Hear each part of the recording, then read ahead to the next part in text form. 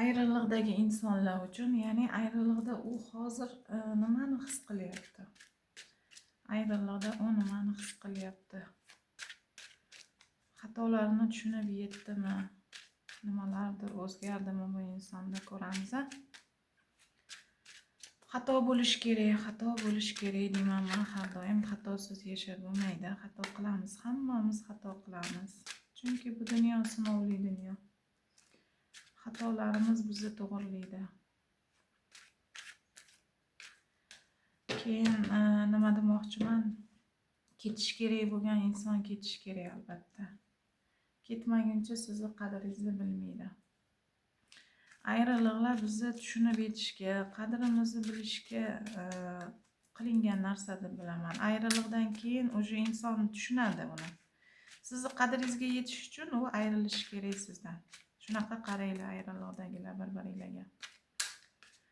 Demak, sizni anglashi uchun ayriliq bo'lishi kerak bo'lgan. Yoki bo'lmasa u hayotingizdan ketmoqchimi, qo'yib yuboring azizlarim. Sizga qaysidir eshik yopilgan bilan sizga yaxshi eshiklar ochiladi albatta. Uni ayriliqdagi hozirgi holatda deb ikkita variant qilib olaman buni ham. Chunki bitta tashlasam tanlashga qiynalasizlar, ikkita variant qilganim yaxshiroq. Hozirgi holati ikkinchi variant.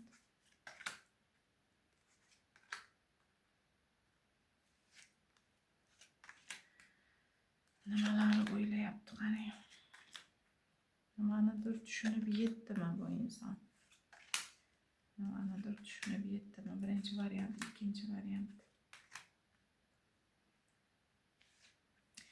Karta maslahati qani ko'ramiz nima deydi mani kartalarim.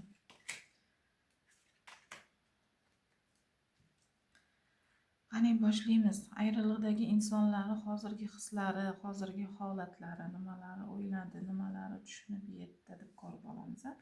Birinchi variantdan boshlaymiz. Sekin gapirmayapman, ovozim eshitilyaptimi?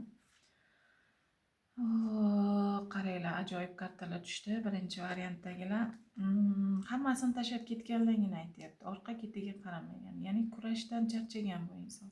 Kurashdan charchab ketganligini aytyapti. O'tmishni eslayapti, lekin siz bilan o'tgan xotiralar, siz bilan o'tgan yaxshi kunlarni eslaydi har doim. Sizni kuzatadi u inson. Ya'ni sizni har doim kuzatadi, kuzatishda. Tashlab ketganligini tan olyapti, o'tmishni eslayapti, sizni kuzatyapti, adolat kartasi, sud kartasi bu nimani bildiradi? Kim kimga nohaqlik qilgan bo'lsa, albatta adolat qaror topishini, yoki bo'lmasa bu inson o'zi tushunib yetdi. Xato qilganini tushunib yetganligini bildiradi. Ajoyib. Lekin sizni kuzatayotganligi. Internet tarmoqlari orqali kuzatyaptimi? Bilmadim qay holatda kuzatyapti, lekin kuzatyapti. O'tmishi har doim eslaydi u inson. Nimalar o'ylayapti yana qani?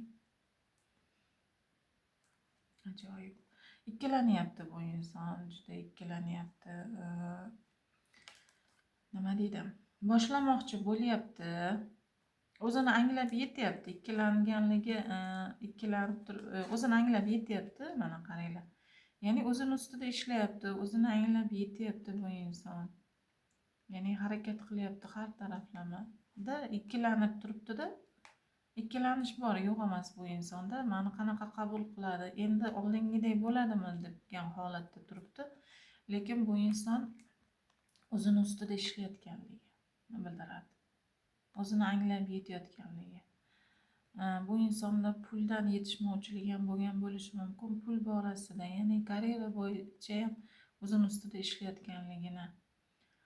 Ya'ni o'zidagi yomon odatlari bormi yoki yomon xulqlari bormi, uni tuzatishga harakat qilayotganligini bildiradi bu insonni. Boshlamoqchi bo'lib turibdi. Sizni kuchli shaxsligingizni aytyapti. Ya'ni har taraflama kuchliligingizni, karyera tarafdan ham kuchliligingizni aytyapti. O'zingizga yarasha obro' e'tiboringiz borligini, sizga loyiq bo'lishi uchun bu inson kurashayotganligini bildiryapti. Sizni kuchliligingizni aytyapti, sizga yarasha bu inson o'zini ustida ishlayotganligini. Pul borasida ham, xarakteri borasida ham sizga tenglashish uchun harakat qilayotganligi.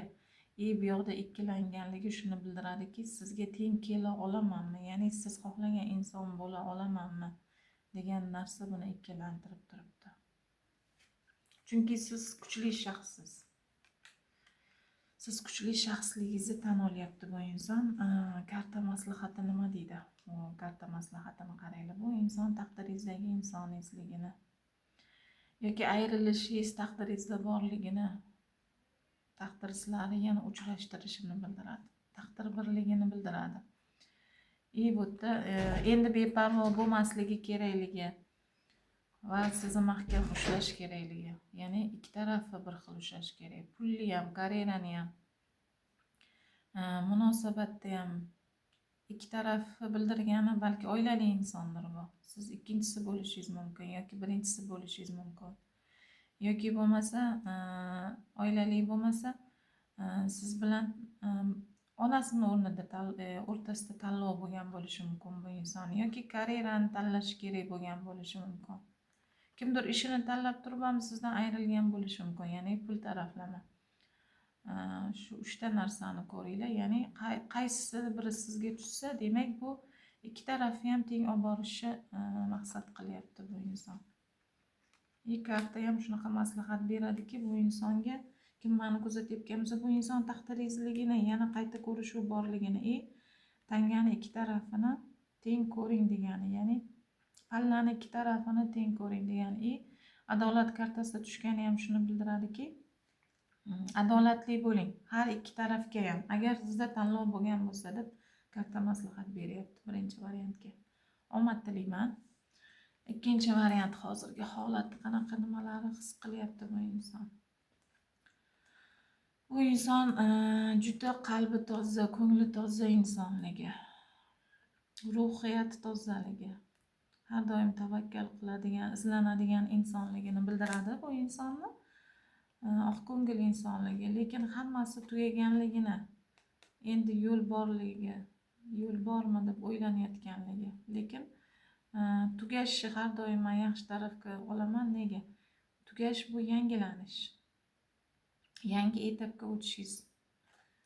Ya'ni ko'ryapsizmi, yangilanish, sizni to'xtash bu yangilanish bo'lgan.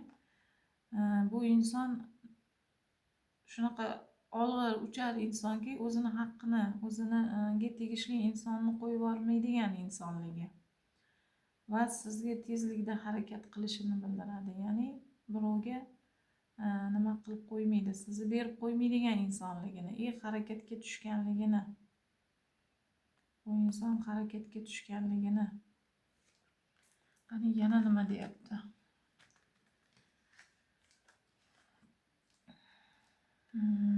To'g'ri. Qarang. Azizlarim, bu insonda mas'uliyat ko'pligi. Nima uchun ketganligi, qanaqa holatdaligi hozirgi. Bu insonda mas'uliyat ko'p bo'lgan juda. Bunda mas'uliyat bo'ynida bilmadim, oila mas'uliyati bormi yoki mas'uliyati ko'pda, yoki qarzlari bormi yoki to'lovlari bormi bu insonni, yoki karyerasini o'stirish kerak bo'lganmi, shunaqa holatda bo'lganki, mas'uliyati juda ko'p bo'lgan bu insonni. Shuning uchun ketganligini aytyapti. Ya'ni sen meni tushunmayapsan, menda shunaqa mas'uliyatim og'ir edi, ketishga majbur bo'ldim deyapti. Chunki mana ketganligini aytyapti. Bu inson tanlovda o'zi qiynalganligini, ketgandan bu inson afsuslanayotganligini bildiryapti. Ya'ni shunaqa ruhiy azobdagi bu inson kechalari даже uxlay olmayapti, shuni o'ylayapti. Ya'ni tugadimikan hammasi? Ketganligini aytyapti. Bu insonda shunaqa tanlov bo'lgan. Sizdan ketishdan oldin bu insonda shunaqa tanlov bo'lgan, ya'ni mas'uliyati ko'p bo'lgan, tanlovi bo'lgan, tanlashga majbur bo'lganligi, ketganligini aytyapti. Ya'ni yo'lni oxirini nima bo'lishini ko'rmagan, lekin ketganligini tan olyapti, lekin sizdan umidini hali uzmaganligi bu inson. Hali hanuz sizdan umid uzmaganligi, ya'ni hali ham munosabatda tiklasa bo'lishini aytyapti. Hozirgi hislari, buni ichini, holatini o'qidik-da hozir. Qani bu inson shunaqa insonki, nima deydi, cho'p kesar, aytganini qiladigan, ahdidan qaytmaydigan inson bo'lgan. Aslida shuni aytmoqchi bo'lyaptiki, sizga man majbur bo'ldim ketishga, man bunaqa inson emasdim, ya'ni adolatli inson edim deyapti. Adolatli inson edim, bunaqa nohaqlik qilmasdim. Chunki shu inson qanaqaligini o'zi kartalar aytyapti-da, lekin majbur bo'lganligini aytyapti. Adolat qaror topishligini aytyapti. Ya'ni hammasi iziga tushib ketishini, hammasi yo'liga tushib ketishini, ya'ni bu inson shuni xohlayaptiki, sizdan bu insonni tushunishingizni xohlayapti. Hozirgi hislari shuni aytyapti, majbur bo'lganligini. Adolatli bo'l, ya'ni meni tushun, men shunaqa yomon inson emasman. Chunki bu inson shunaqa inson, o'zini lafzidan qaytadigan inson bo'lmagan bu inson. U majbur bo'lgan, tanlov bo'lgan bu insonda. Tanlov. Tanlashga majbur bo'lgan, lekin bu inson hali ham sizdan umidini uzmagan. Hali ham umidini uzmagan, adolat qaror topishini o'ylab turibdi. Omad tilayman. Ajoyib kartalar tushdi. Ajoyib. Omad tilayman har ikkala variantga.